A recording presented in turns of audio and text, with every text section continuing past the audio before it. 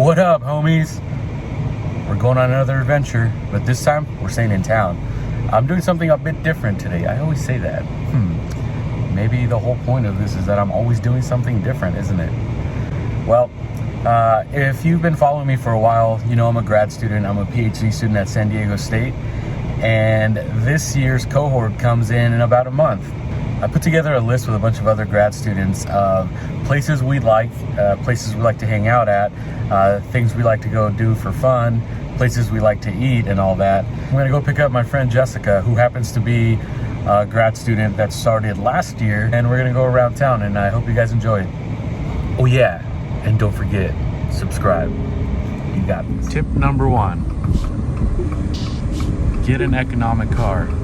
Cars are a must in San Diego. The public transportation is really awful, and gas is expensive. One of the things that often happens is I run out of gas, so I gotta go get some.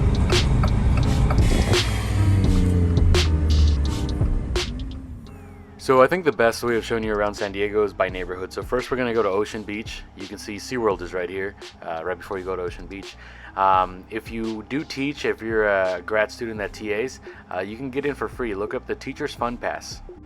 Ocean Beach has a really cool pier, lots of cool beaches, lots of places to eat and go out for a drink. You can just head down to Newport Avenue and everything's sort of centrally located right here. I'd probably say that this place is the most dog-friendly place in San Diego. Every restaurant, brewery, bar, they always have a doggy bowl, and lots of outside seating. A lot of this might be because of the pandemic, but I hope it sticks around.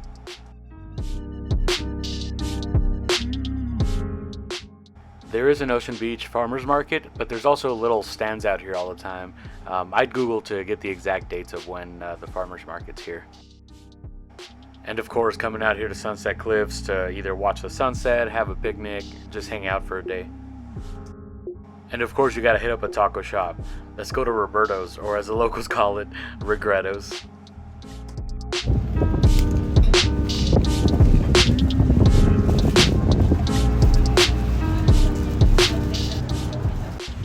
And don't forget to walk across the street and get yourself something to drink at People's.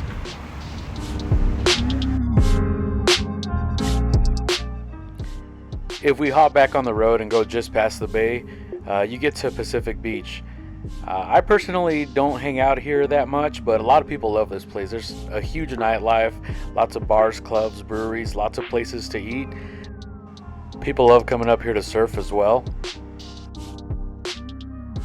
And just north of it, before La Jolla, you get to Tourmaline Beach, which I think is awesome. But that was just a quick stop for us. We're actually on our way to La Jolla, and we want to show you a couple places up there.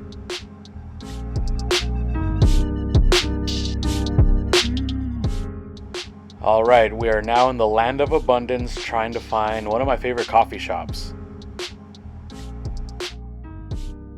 Alright, Bird Rock Coffee Roasters. I think this is rivaled only by Dark Horse on 30th Street.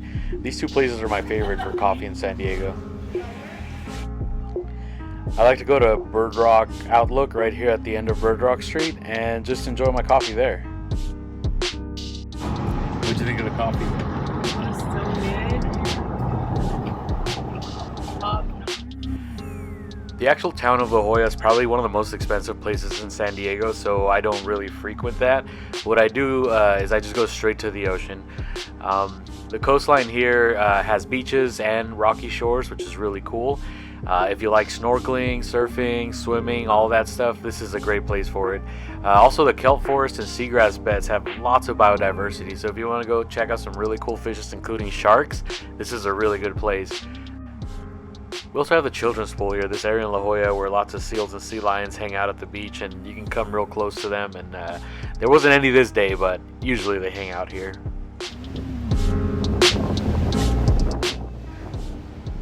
So we're just taking a stroll down the seawall. This place isn't always open, but when it is, you can just come for a little walk here and look at both the ocean on one side and the beach on the other. It's pretty cool.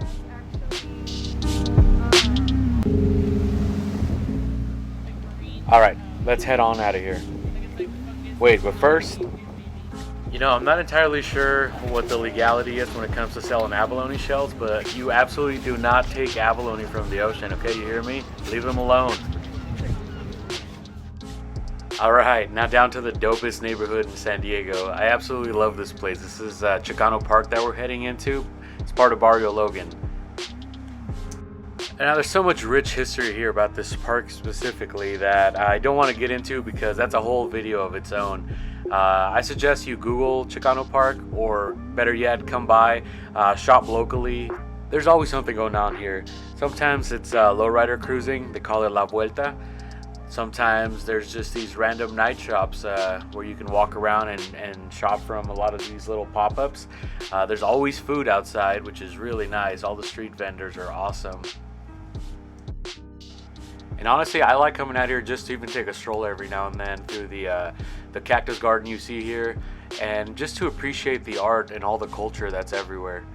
I gotta say, there's no place in San Diego that has as much culture as Barrio Logan, for sure.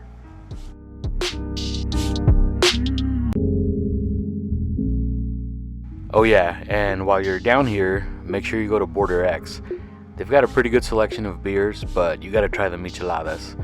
And make your way to the back too, they have Tooties Tacos back there.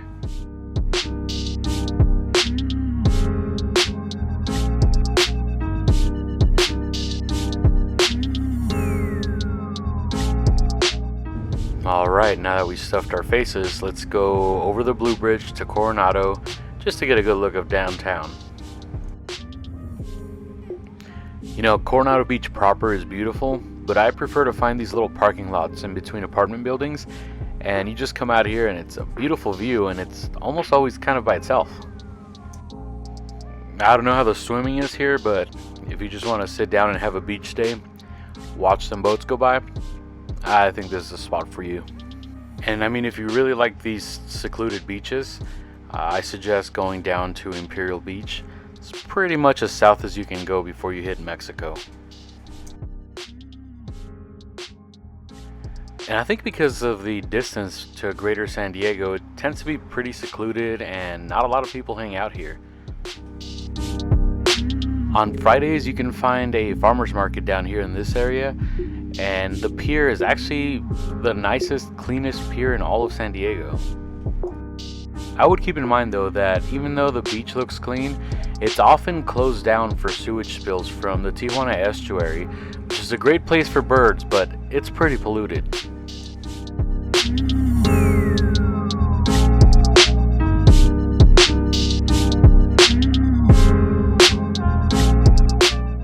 And just east of Imperial Beach, you'll find one of the 2 drive-ins that we have here in San Diego, so if you ever want to catch a double feature, that's your spot right here. Just don't forget to grab some food over here at the Tacos El Gordo. Yes, we're eating again. So we're outside Tacos El Gordo. It's been like a 20-30 minute wait. This place is always popping though. Woo! Finally got tacos. All right, first ones. I'm trying lengua. What's yours? Cabeza. Oh snap! Let's see how they are. Yeah, there it is. Looks good. Yes. That's too hot. Oh, I love this. So food was good. Now time to go hit the nightlife. Get some brewskis.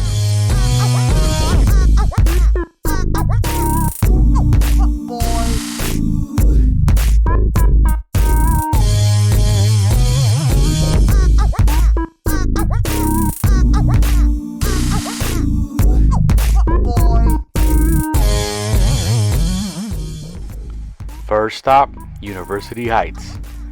We were just a little too late for Kairoa, they were closing down, but Park and Rec across the street is also really good.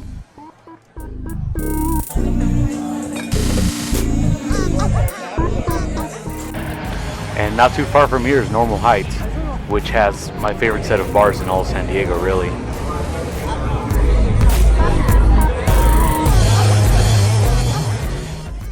The Old Sod is my favorite place here. Nothing like a good old Guinness to call it a nightcap. Cheers everyone. I hope you enjoyed this video. That was a lot of stuff in one day.